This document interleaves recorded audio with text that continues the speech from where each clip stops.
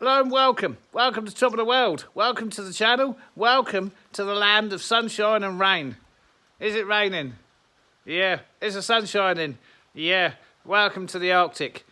We got a little job to do today. It's one I've been putting off for a while. The inspection is due on Sarah's little car and it has a problem. Another one. So the year before, the inspector gave me due notice that the sill was rusting on the other side, one side. I'll show you. So 2 years ago, I done the sill here, which is why it's black. Now, here in the far north, we don't have a trouble with rust. There's no trouble at all. There's no salt on the roads and it's really dry. But this little car, this came from a city to the south. And the reason I bought it, it was because it was an ex-police car, not a pursuit police car, clearly, because it's a Toyota Corolla. But it was very highly spec'd. And it has a Webasto heater in it. And the Webasto heater runs off the fuel tank. It's a tiny little engine. And it heats the water, the engine oil and the internal cabin, which you need here in the north. Anyway, when he told me about that other side, he went on to explain about these plastic trims they put under cars. I'll show you the said plastic trim. Lying on the floor down there. And he said it's really bad because all the wet sand and the lovely sparkly stuff you see in there collects underneath it and it rots out the sills. Well, I know I've been having to do this one. And we've got a little bit of rust there. And it kind of goes up under here. You can see where it's been sat. Anyway, this is not so bad all the way along here until we get to here. Now, we can quite clearly see that's not gone well. But it's gone a lot worse than the other side. Because on the other side, the inner sill was still there. And I'll demonstrate that it's not there. It's gone. Yeah. Not good. So this is what road salt does to the modern car. Now, what caused it initially is it's had an injury. It's had some kind of impact under here. And we got it straight from the state. So this is obviously the impact here. It's hard to tell really. Well, no, you can tell. This is the sill lip or the rocker lip, depending on which country you're in. In there it's all crushed up and that's what has started this and it's been left. So I have to make good now and that involves straightening this lip out. Oh dear. Straightening the lip out and then cutting out a piece of steel like I did on the other side and weld it in and clean up all down there, clean up that bit of rust and then undersealing the bottom to match the other side. So that's today's task. Yeah, that's what we've got to do. So if you look under the car here, you can quite clearly see about there's what looks to be a tiny little exhaust. And that's exactly what that is. And that's a Webasto heater. Now a lot of truck drivers, they all know about Webasto heaters because that's what's used to keep their truck cab warm and their engine warm overnight. But here, you need engine heaters and vehicle heaters and, well, this has been highly spec'd because it's been done by the state as a police car. So they go the extra mile and they put in a Webasto heater and that runs off the main car fuel cell and it's on a little timer and you just switch it on and when you get in the car it's all warm and the engine oil is warm. And anyway, because this has come from a city further south, they use salt on the roads all the time and the result of that is rust. Right, as with all scenarios with renovation of buildings, vehicles, whatever it is, you always have to destroy more before you can start putting it back. Now that's got exponentially worse as I've tried to clean it up. So I've bent this lip back down, which is not in the best condition.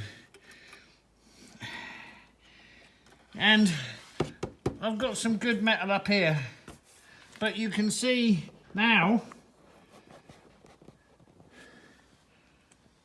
the size of hole I've got, where you can see right into the inner cavity. Fortunately, none of the chassis is rusty. It's just where the salt and the rubbish has been collecting inside there and trapped. So I'm going to have to take a plate from all the way down here, all the way underneath, up inside the wheel arch behind the plastic, and across the top here.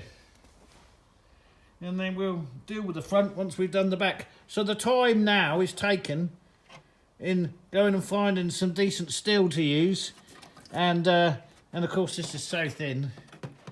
Go and find some decent steel to use, and then making it into a shape so we can get it on there. So the way I've decided to do this is make a jig, paper jig, a pattern, a copy. And in the junk mail, yeah, you get junk mail here, they send me this nice catalogue of all the things they sell. But the GSM is slightly higher than your average junk mail. That's grams per square metre paper thickness. I know a lot about advertising, funnily enough. Anyway, the GSM is a lot higher than your average junk mail, and therefore it's not cardboard, but it's a little bit better paper. So what I want to do is I want to replace this lip down here, because this lip is, whilst it's there, it's not very good.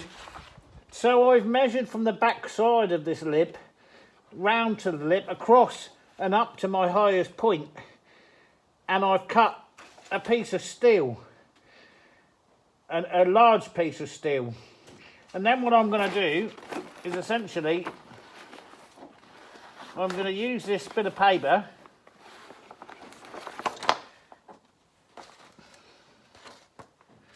to cut out the shape that I want to cut from the steel.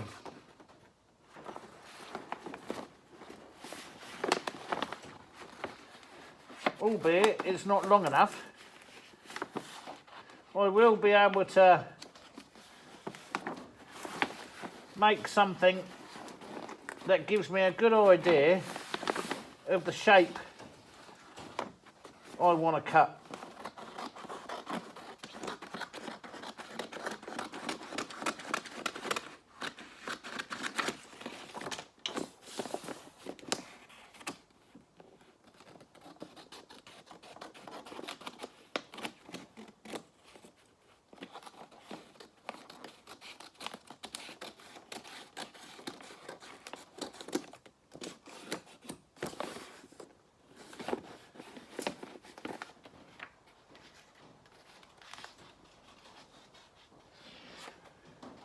By that far.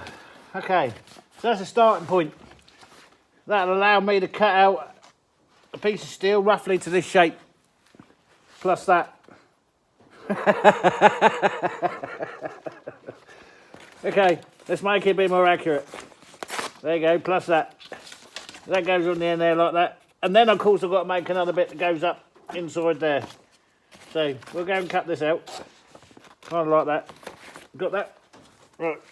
What did I need for that? Old magazine, pair of scissors. Right, so this is the first bit of galvanised steel for the astute amongst you. Why is he using galvanised steel? Well, because it's the right thickness and the right size, and I haven't got a MIG welder, so I ain't got to worry about welding it.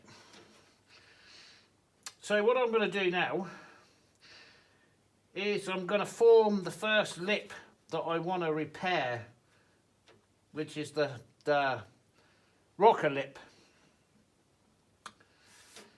So let's see how this goes.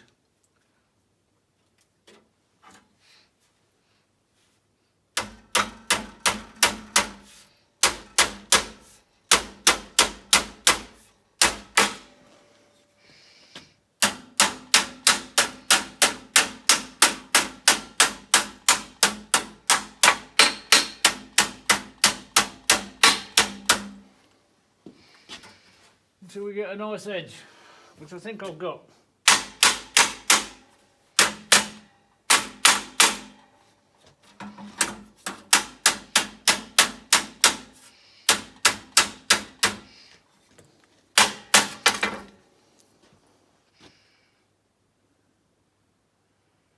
Yeah.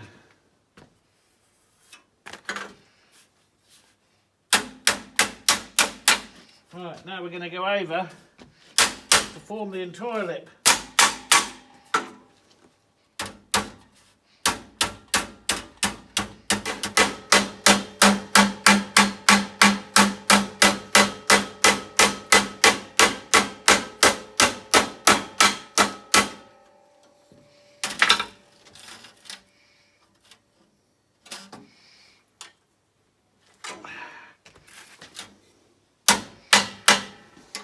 In an ideal world, you want iron G-clamps, not this crap. Anyway, good for woodwork, not much good for metalwork.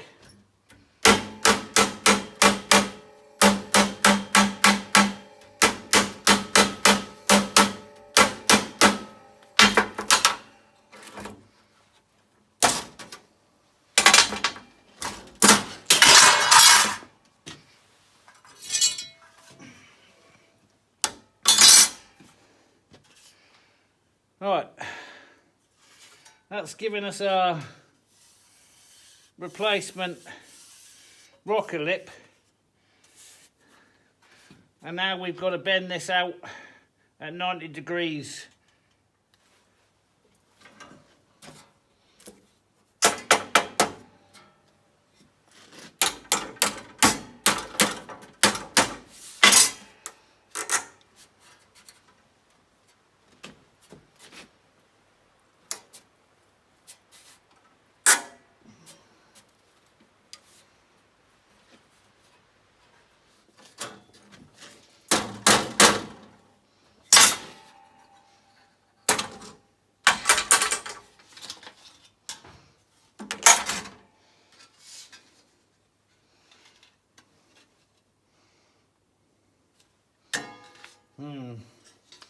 Okay, well, it's the starting of it. I'm not sure if I've got enough of an angle on that yet. In fact, I'm pretty sure I don't.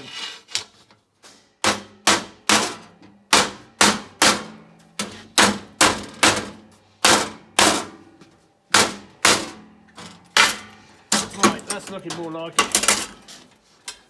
Did I just hurt my finger? Yeah. Am I in a mess? Yeah. Okay, I think for the initial bit, that's gonna do to test fit it.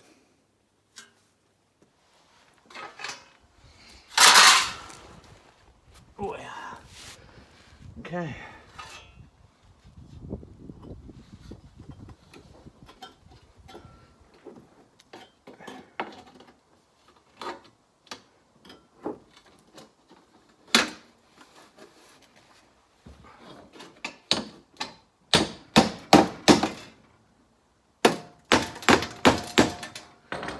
Alright, so we're kind of there. Yeah, then we got to bend this to this curve up here. Right, so I've rolled that around the steel tube, about the same kind of diameter as this.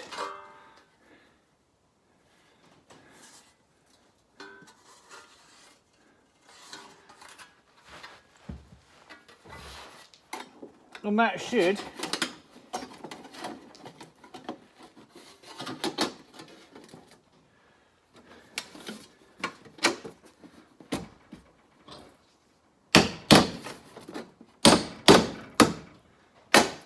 right, I can work with that. So that's our first plate made. Now I've got to make the upright plate to go in the back of that to connect to this, and then I've got to draw a line down the bodywork, and I've got to punch the bodywork in. Otherwise I'm going to have a seam joint here, and I don't want a seam joint, so I'll draw that, and then I'll take a punch and I'll punch a line, and I'll kind of punch the bodywork in, and that's going to allow me to smooth it over and give a seamless finish. So yeah, that's the basic plate made. I've had to open up the back a bit because this rocker join is so badly damaged further down behind here. But now then I can squeeze this back together and tidy all that up. And when I'm finished, I should make it so that the safety inspection, MOT inspector, whatever you call them, can't see the repairs and what I've done. And when he taps it, like they do, right, it's got to sound like solid metal, like this, and not like rust.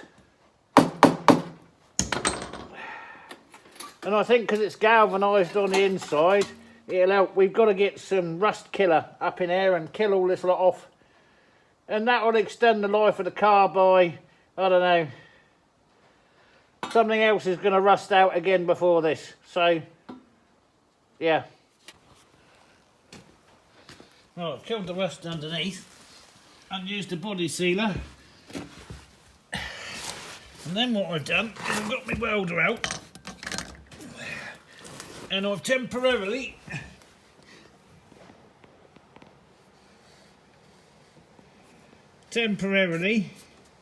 held this in place with 2 of said welds.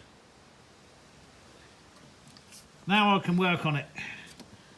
So I've dented all the bodywork in around the edge, and I need to, it's very difficult to see on the back side of it, I think. I need to clamp all this up and get this in a place and clean it up so that I can weld all the way, underneath the back there. And I've temporarily held them in place.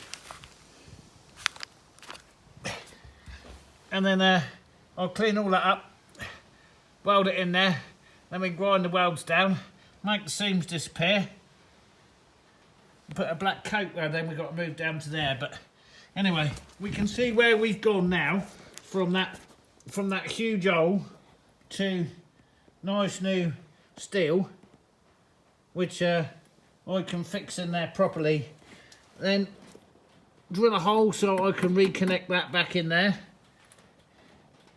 and make good everywhere. Alright, so once it's all welded up and cleaned down, and then you've sorted out all the edges, and then mask off the sill, which I'm about to do. So we're not going to go, we're not going for all pretty past painting at the same colour. I've got to make it work. There you go, there's the underneath. So yeah, there's a few brush lines in here I don't really want.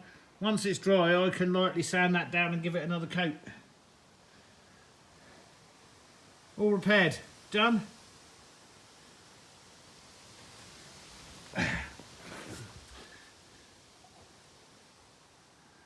Yeah, there's heavy brush lines there. Hey, I'll have to let that dry, and like I say, I'll use a bit of 120 or 150, just lightly sand that down and give it another coat. But yeah, it's repaired and strengthened and good enough for its next inspection. So it looks a bit rough doing it like that, but I have done it on this side, like I said, 2 years ago, and wow, you can't tell, really.